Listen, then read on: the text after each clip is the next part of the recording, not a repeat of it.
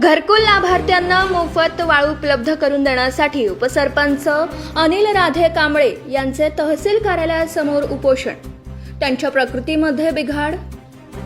माजलगाव विधानसभा मतदारसंघातील अनेक घरकुल लाभार्थ्यांना वाळू उपलब्ध न झाल्यामुळे त्यांची बांधकामं रखडली असून कामे पूर्ण होण्यास विलंब होतोय.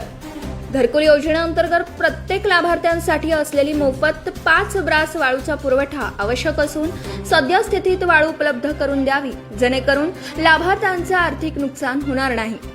यासाठी शासनाने काळजी घेऊन सदरील मोफत वाळू उपलब्ध करून द्यावी. या मागणीसाठी ब्रह्मगावचे उपसरपंच अनिल राधे कांबळे यांच्या वतीने दिनांक 12 जून 2025 पासून तहसील कार्यालयासमोर उपोषण सुरू करण्यात आले. उपोषणाच्या दरम्यान त्यांची अचानक प्रकृती बिघडली असल्याची प्राथमिक माहिती मिळाली आहे. उपसरपंच अनिल राधे कांबळे यांनी वाळू प्रश्नी सुरू केलेल्या उपोषणामुळे निश्चित